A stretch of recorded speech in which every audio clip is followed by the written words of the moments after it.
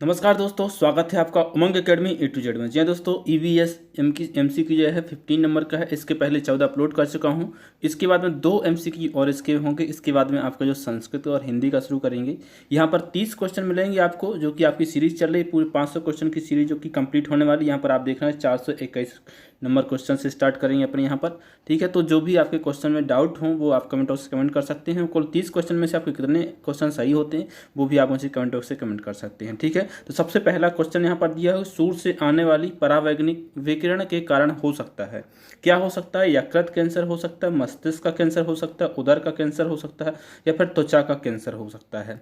तो जो भी सूर्य की परावैंगनिक किरणें होती हैं उनके कारण हो सकता है कौन सा? त्वचा का कैंसर हो सकता है। तो द इसका क्या हो जाएगा? सही हो जाएगा। नेक्स्ट क्वेश्चन जो है वो 422 क्वेश्चन दिया हुआ है। क्या दिया है? कौन एक वैश्विक ऊष्मायन के लिए उत्तरदायी नहीं है? स्पष्ट लिखा है, क्या नहीं है? याद दीजिए, क्वेश्चन आपको थोड़ा सा ध्यान देना है कि पॉजिटिव एक नेगेटिव सबसे पहली चीज होती है क्वेश्चन पढ़ने के लिए। मीथेन, जलवाष्प, आर्गन या फिर कार्बन डाइऑक्साइड। तो इसका सही जवाब क्या है? इसका सही जवाब है आर्गन। आर्गन गैस जो है वैश्विक ऊष्मायन के लिए उत्तरदायी नहीं है, जबकि मीथेन सबसे ज़्यादा है, जलवाष्प है, कार्बन डाइऑक्साइड भी है। सबसे ज़्यादा क्या है? मीथेन है। याद रखना है, इसमें क्वेश्चन पूछे जाएंगे इस प्रकार से। ठीक है, तो पहला इसका जो तीसरा सा है सही हो जाएगा। नेक्स्ट क्वेश्चन है 423 क्वेश्चन दिया है, कौन सा वायु प्रदूषक ऑक्सीजन की अपेक्षा अधिक शीघ्रता से रक्त के हीमोग्लोबिन में घुल जाता है? कौन सा है? तो वो है पेन या फिर PAN, इस प्रकार से ले परोक्सी PAN। ठीक है, या फिर कार्बन डाइऑक्साइड, कार्बन मोनोऑक्साइड या फिर मीथेन। तो इसका सही जवाब क्या होगा? सा। कार्बन मोनोऑक्साइड एक ऐसी गैस है जो कि ऑक्सीजन की अपेक्षा अधिक शीघ्रता से अपने शरीर की जो रक्त होता है उसमें घुल जाता है, और हीमोग्लोबिन में घुल करके उसको क्या करता है? कार्बन का निर्माण करता है, जिससे क्या है? ऑक्सीजन की पूर्ति नहीं हो पाती है, जिसके कारण कई बार लोगों की मौत हो जाती है। ठीक है, नेक्स्ट क्वेश्चन है 424 क्वेश्चन दिया, कौन विश्व ऊष्मायन का कारण है? देखो, उसमें पूछा था कौन नहीं है, इसमें पूछा है कौन है। जल प्रदूषण, मृदा प्रदूषण, वायु प्रदूषण, ध्वनि प्रदूषण। तो वैश्विक ऊष्मायन का जो मुख्य रूप से कारण है वो कौन सा? सा। वायु प्रदूषण इसका कारण है। ठीक है, नेक्स्ट क्वेश्चन है 425 क्वेश्चन दिया हो, निम्न में से कौन मृदा में कार्बन प्रच्छादन संग्रहण में सहायक है? कार्बन प्रच्छादन मतलब कार्बन का संग्रहण करने में सहायक है। समोच्च बांध, अनुपद सस्यन, या फिर शून्य जुताई, या फिर उपरोक्त सभी। तो जो कार्बन प्रच्छादन में सहायक है वो है शून्य जुताई। मतलब जब जुताई नहीं की जाती तो वहाँ पर कार्बन क्या है? संग्रहित होने लगता है, इकट्ठा होने लगता है, एकत्रित होने लगता है। ठीक है, तो इसका जो सही होगा सा हो जाएगा सही। नेक्स्ट क्वेश्चन है 426 क्वेश्चन दिया हुआ है। क्या है क्वेश्चन? ब्राउन एयर शब्द का प्रयोग किसके लिए किया जाता है? ब्राउन एयर शब्द, ठीक है, तो अम्लीय धुआं, प्रकाश रासायनिक धुआं, औद्योगिक धुआं, या फिर इनमें से कोई नहीं। तो इतना तो आपको एक क्वेश्चन इस प्रकार से भी पूछा जाता सीधा, ब्राउन ईयर शब्द प्रयोग किया जाता है के लिए? तो धुआं के लिए। लेकिन किस प्रकार के धुआं के लिए पूछा जाता है? बहुत ही डीपली क्वेश्चन पूछे जाएंगे, इसीलिए मैं इतने डीपली क्वेश्चन बनाता हूँ, कोशिश करता हूँ कि जिस प्रकार से क्वेश्चन पूछे जाते हैं वो सब क्वेश्चन आपको बताऊँ। ठीक है, तो इसका सही जवाब क्या होगा?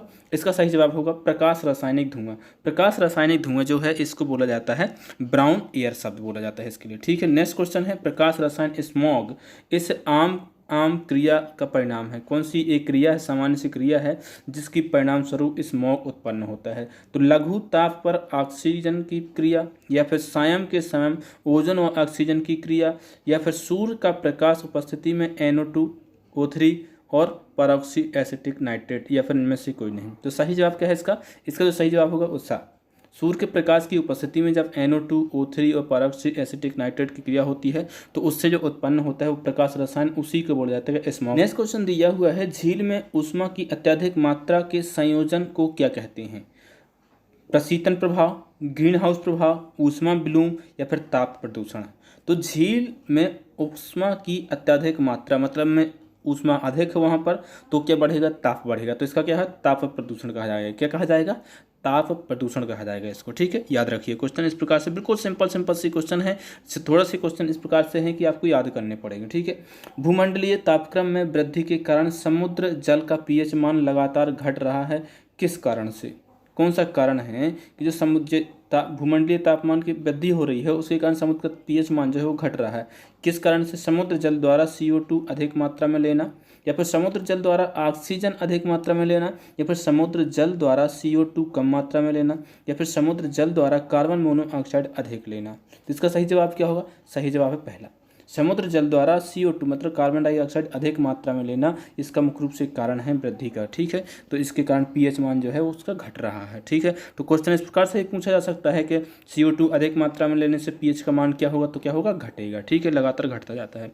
नेक्स्ट क्वेश्चन है 430 क्वेश्चन है, महासागरों में जल स्तर वृद्धि का कारण है। बहुत इंपॉर्टेंट क्वेश्चन जी, एसएससी के पेपरों में मैंने देखा, एसएससी के क्वेश्चन में भी देखा है मैंने क्वेश्चन पेपर में कि महासागरों में जल स्तर वृद्धि का कारण क्या है। ध्रुवीय प्रदेशों में बर्फ का पिघलना, अत्यधिक अम्ल वर्षा होना, अत्यधिक वर्षा होना या फिर उपरोक्त सभी। ठीक है, तो क्या है, पहला ऑप्शन है ध्रुवीय प्रदेशों में बर्फ का पिघलना, इसका मुख्य रूप से कारण है महासागरों में जल स्तर की वृद्धि होना। ठीक है, न अम्ल वर्षा और अत्यधिक वर्षा नहीं है। ठीक है, नेक्स्ट क्वेश्चन की बात करूँ, नेक्स्ट क्वेश्चन है 431, किससे जलवायु परिवर्तन का क्रायोजेनिक संकेत प्राप्त किया जाता है। किससे जलवायु परिवर्तन का क्रायोजेनिक संकेत प्राप्त किया जाता है। आइस कोर से, या फिर जीवाश्मिक पराग से, वृक्ष वलय वृद्धि से, या फिर एपेटोराइट निक्षेप से। कैसे प्राप्त किया जाता है, इसका सही जवाब है वो पहला, आइस कोर से प्राप्त किया जाता है। क्रायोजेनिक संकेत प्राप्त किया जाता है जलवायु परिवर्तन का। ठीक है, आइस कोर। नेक्स्ट क्वेश्चन है, बहुत अच्छा क्वेश्चन है, ये क्वेश्चन भी बहुत ज़्यादा इंपॉर्टेंट है, रेलवे के एग्जाम में ये क्वेश्चन पूछा जा चुका है। एजेंडा 21 किस क्षेत्र से संबंधित है। एजेंडा 21 किस क्षेत्र से संबंधित है। सतत विकास, परमाणु निशस्त्रीकरण, पेमेंट संरक्षण, पेटेंट संरक्षण, IG टैग। तो किससे संबंधित, एजेंडा 21 जो है, एजेंडा 21 है आपका सतत विकास से संबंधित है। कैसे, सतत विकास से संबंधित है। नेक्स्ट क्वेश्चन है 433 क्वेश्चन है, ओजोन इतनी सांद्रता पर फुफ्फुसी साफे उत्पन्न करके मानव स्वास्थ्य को प्रभावित करता है। ओजोन परत जो होती है उसकी कितनी सांद्रता जो है वो फुफ्फुस साफे मतलब जो आपके फेफड़े होते हैं उसको क्या हानि पहुंचाता है, उसको स्वास्थ्य को प्रभावित करता है। 0.2 ppm, 0.3 ppm, 3.0 ppm या फिर 8 ppm। तो इसका सही जवाब कौन सा होगा, 33 का जो है 0.3 ppm जो है, यदि इससे इतनी इसकी सांद्रता हो जाती है ओजोन की तो ये मानव स्वास्थ्य के लिए हानिकारक है। जो मुख्य रूप से फुफ्फुस जो मतलब फेफड़े होते हैं, फेफड़े साफे जो होते हैं उसके लिए हानि पहुंचाता है। ठीक है, नेक्स्ट क्वेश्चन है, कौन सी गैस हरित ग्रह गैस नहीं है। हरित ग्रह ग्लोबल वार्मिंग जो होता है, एक होता है ग्लोबल वार्मिंग वैश्विक तापमान, बहुत सारे नाम मिलते जुलते रहते हैं। यहाँ पर गैस हरित ग्रह, ठीक है, हरित प्रभाव, ग्रीन हाउस भी बोला जाता है इसी को। ठीक है, तो ये क्वेश्चन सिर्फ आपके यहाँ पर गैस हरित ग्रह कर दिया या फिर ग्रीन हाउस प्रभाव कहते हैं, ग्रीन हाउस इफेक्ट करते हैं। ठीक है, इस प्रकार से क्वेश्चन पूछे जाते हैं। तो कौन गैस हरित ग्रह गैस नहीं है, कौन सी गैस हरित ग्रह गैस नहीं मतलब ग्रीन हाउस प्रभाव को नहीं बढ़ाती है।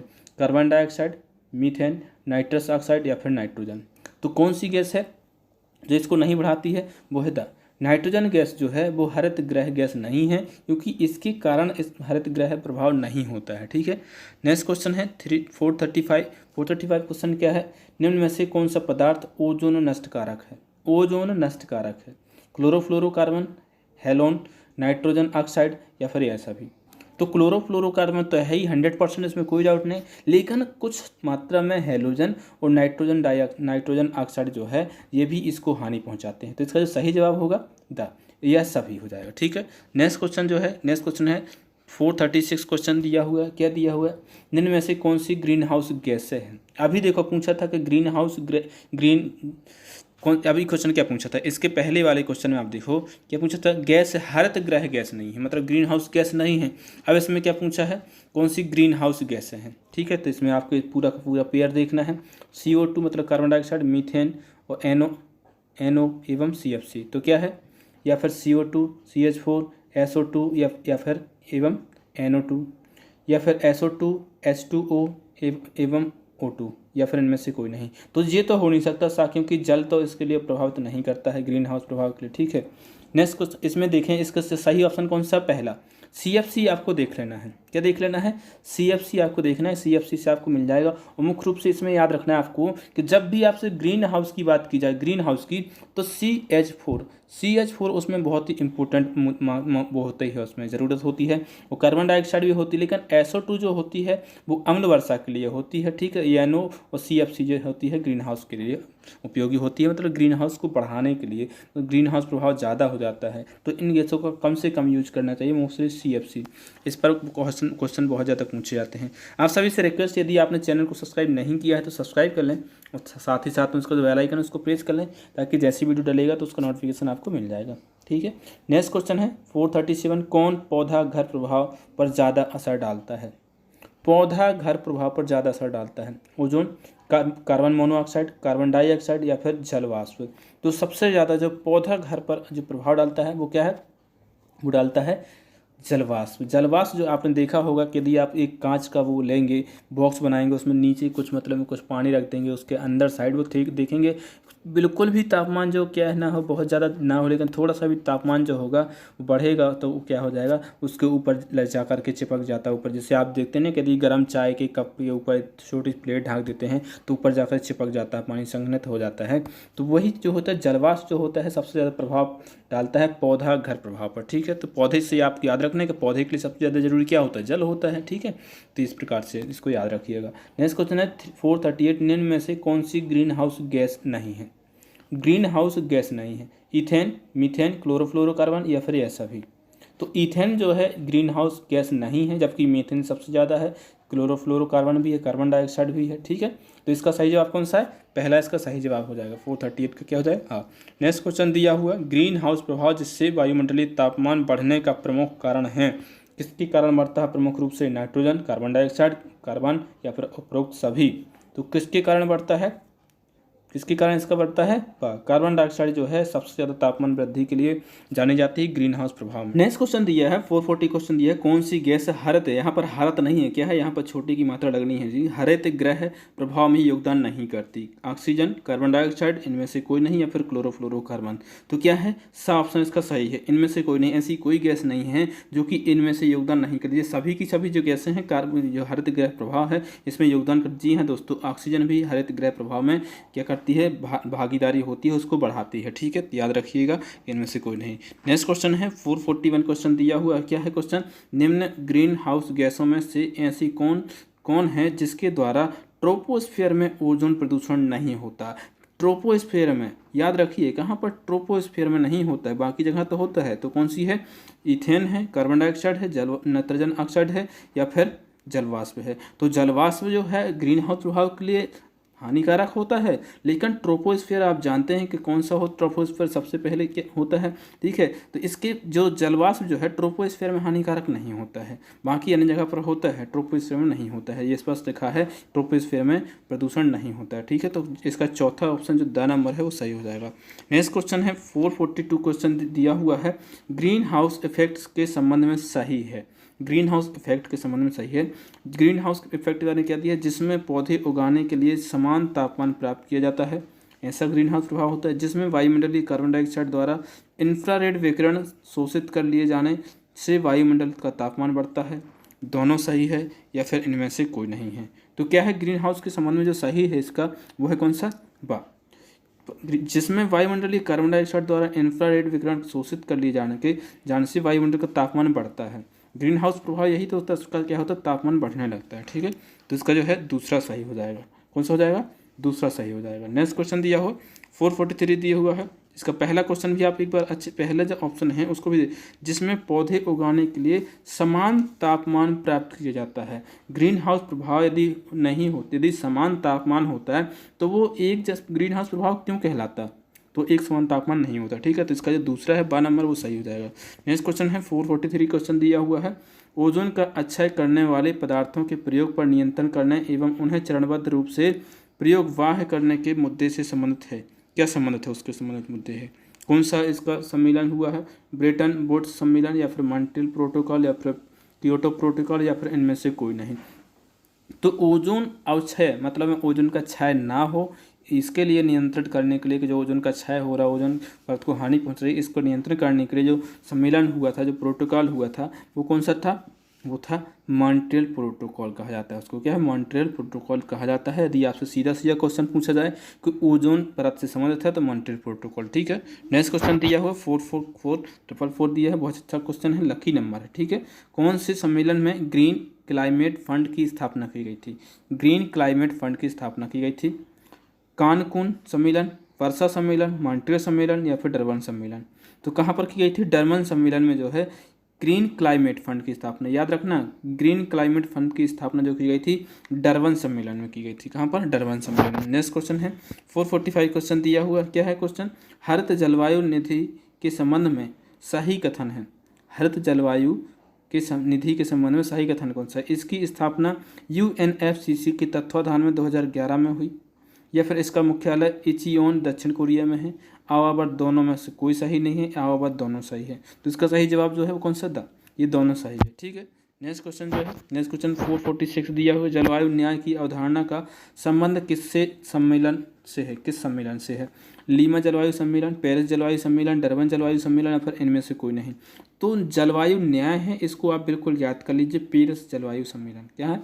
पेरिस जलवायु सम्मेलन। ठीक है, याद रखिएगा, जलवायु न्याय पेरिस है। तो आपको कैसे याद रहेगा ये? इसको याद करने के लिए आपको याद रखना है कि जब भी न्याय की बात करते हो आपको कोर्ट याद आता है, और कोर्ट में आपको क्या मिलती है? पेशी मिलती है। क्या मिलती है? पेशी। तो पेरिस से आपको याद रखना पेशी, कि जब भी आपको न्याय चाहिए हो जलवायु के लिए तो आप कोर्ट जाएंगे, और कोर्ट से आपको क्या मिलेगी? पेशी की डेट मिलेगी। तो पेशी होती रहेंगी आपके, ऐसा चलता रहेगा। ठीक है, तो इसका सही जवाब हो जाएगा दूसरा, पेरिस जलवायु सम्मेलन। ठीक है, नेक्स्ट क्वेश्चन है, बहुत ही इंपॉर्टेंट क्वेश्चन दिया हुआ है। इस प्रकार के क्वेश्चन आपको देखने को मिलेंगे। कार्बन टैक्स के संबंध में सही है। यह पर्यावरण में कार्बन उत्सर्जन पर लगाया जाने वाला कर है। यह उस कार्बन का मूल्य होता है जो कोयला, पेट्रोलियम एवं प्राकृतिक गैस जैसे हाइड्रोकार्बन के जलने से उत्सर्जित होते हैं।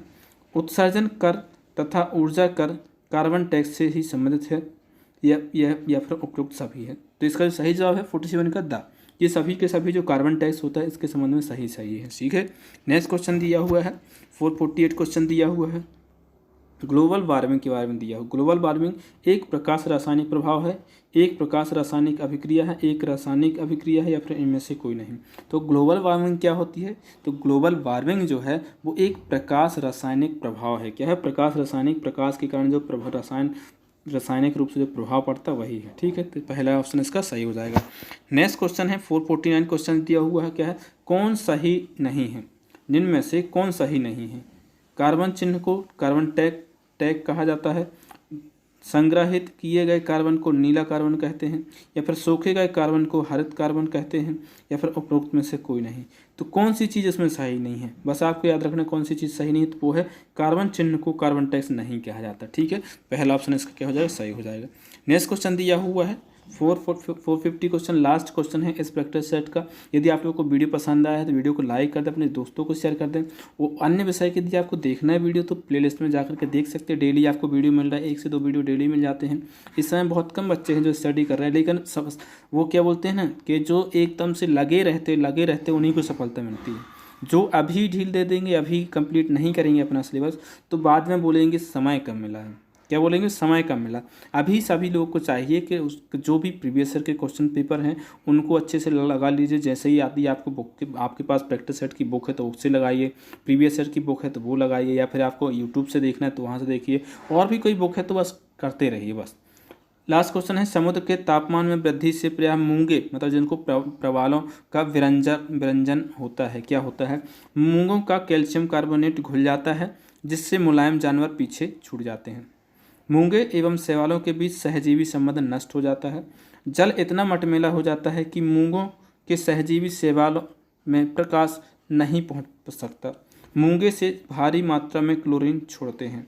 मूंगे जो है भारी मात्रा में क्लोरीन छोड़ते हैं।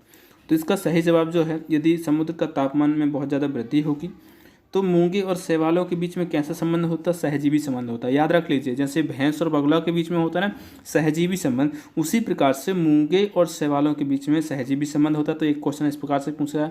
अब दूसरा क्वेश्चन जो इसका आंसर है क्या है कि इसका सही जवाब है दूसरा, तापमान में यदि वृद्धि होगी तो उनका जो सहजीवी संबंध है वो क्या हो जाएगा? नष्ट हो जाएगा। ठीक है, तो इसका दूसरा ऑप्शन 12 नंबर इसका सही हो जाएगा। ठीक है, मिलते हैं एक नई वीडियो में, तब तक के लिए नमस्कार।